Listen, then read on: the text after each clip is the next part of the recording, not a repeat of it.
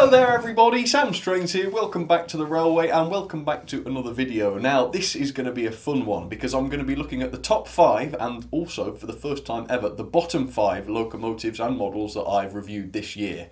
Now this is going to be pretty cool because in the past I've only ever done the top 5, but as I say this year I'm going to be doing the bottom 5, which is going to be controversial, I know, but obviously this is just my opinion. Now it's worth saying that the models that you're going to see today weren't necessarily released this year, but they were certainly reviewed by me for the first time this year and therefore they're in this year's rankings. I should just clear that up, I think. Also, if you want to know exactly what is so good or indeed so bad about the models I'm going to be showing you today, you will want to check out the reviews and you can do a quick YouTube search and find those. However, I will be giving you the top 2 reasons why they did as well or as badly as they did, depending on what the case might be. So with that in mind, I think we're ready to get started. We're going to start negative and end positive. So we're going to start with the bottom 5 and we're going to start with the best of the worst, if that makes sense. I think that makes sense. Anyway, so here's number 5 of the top 5 worst models I looked at this year. So number 5 is this, the Backman Railway Children's set. Now there are 2 particular reasons why this did so badly on my rankings. First of all, the inaccuracy of the set. It doesn't look like the train from the Railway Children. Again, if you want to find out more about this, check out the review and you'll find out a little bit more about that. Also, the performance of the model. It's not a very good mechanism in there, no proper bearings on the wheel set, anything like that. And also the loco broke down immediately after I reviewed it, and it's only thanks to Rails of Sheffield and their brilliant customer service that I was actually able to get that replaced. However, I must also say the loco, particularly the loco, is pretty decent. It's beautifully painted. It does run reasonably well when it runs, so it's not a terrible model in that sense. It's just not really fit for purpose as a Railway Children train pack.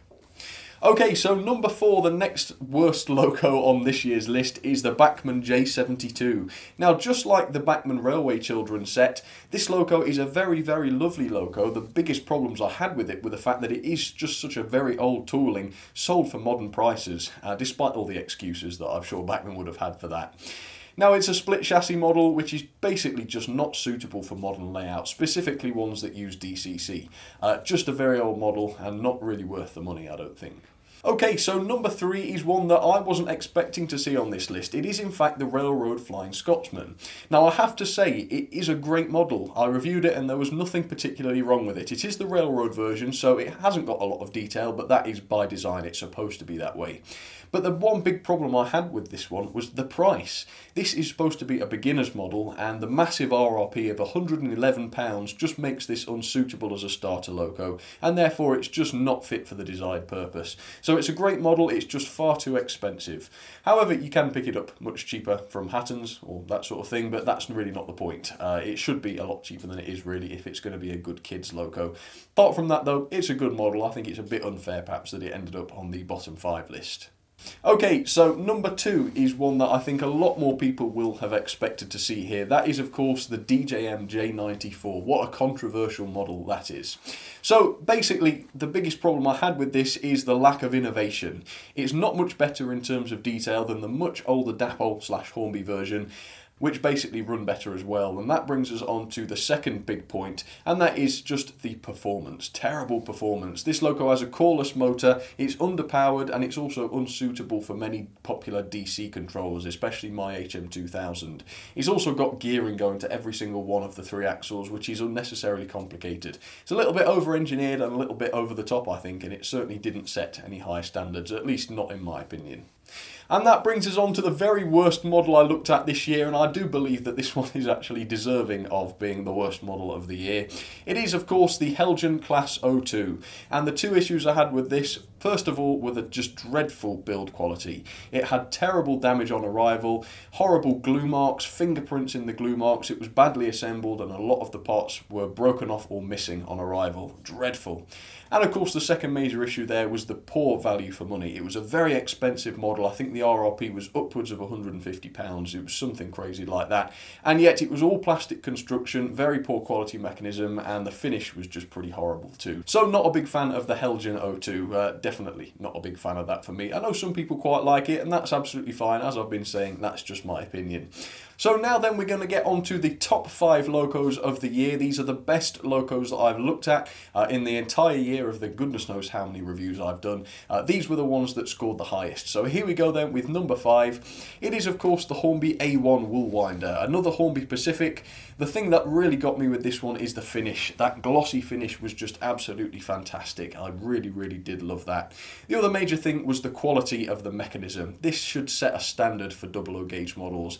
Full tender pickups, 5-pole motor, full bearings on the wheel set, absolutely top quality mechanism, and it runs just beautifully. So that is why I loved the A1 so much.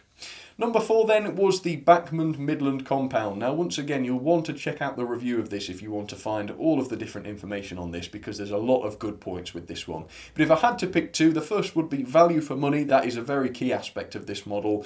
The most I could find this for was about £120, and even for 120, which is again the highest price I could find, it is such a good model for that money, such a good buy.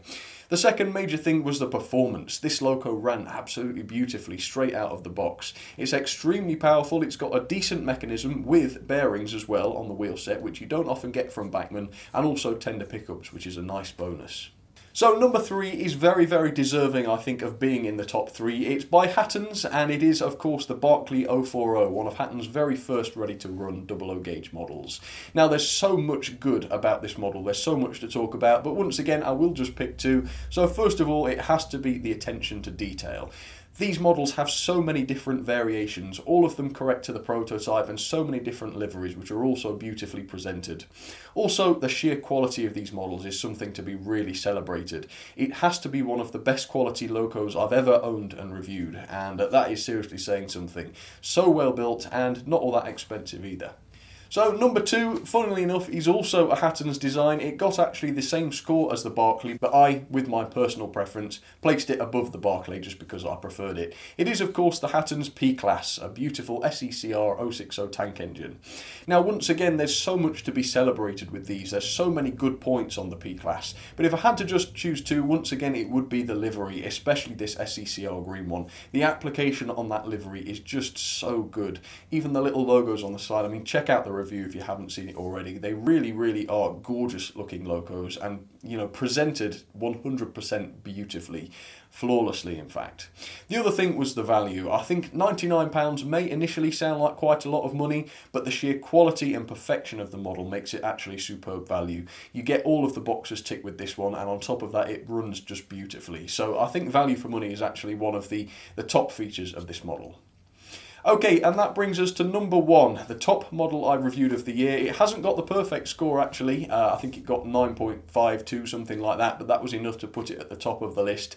It is of course the Hornby Peckett 040 tank engine, and there is so much to love about this model, just like with the Hattons ones. But once again, I'll just pick 2. First of all, it's the die-cast construction. If I'm not very much mistaken, the running board and the tanks, in fact most of the body, is made of die-cast, and that just looks and feels so superior to other models. There's a lot of weight because of it, and also when you just hold it in your hands it feels like a wonderful, also realistic model. So the die-cast construction had to be a massive thumbs up for me. Also, the sheer detail was just astonishing on this. The size of the model is extremely tiny, and yet the amount of detail that Hornby were able to cram onto that model was just mind-blowing, and I think for that it does deserve top spot. So there we go, that is my top 5 worst and top 5 best models of the year. Do let me know what you think. Are there any that should have been in these lists, or maybe any that shouldn't? Do let me know what you think, and of course if you've got your own top 5 locos of the year, do feel free to let me know what those are in the comment section. For now though, thank you very much for watching. Obviously I hope you agree with what I picked, but if you didn't for any reason, once again let me know which ones you disagreed with and why. But for now, thank you very much for watching. I will see you all very soon, and you all take care. Alright, see you soon everybody.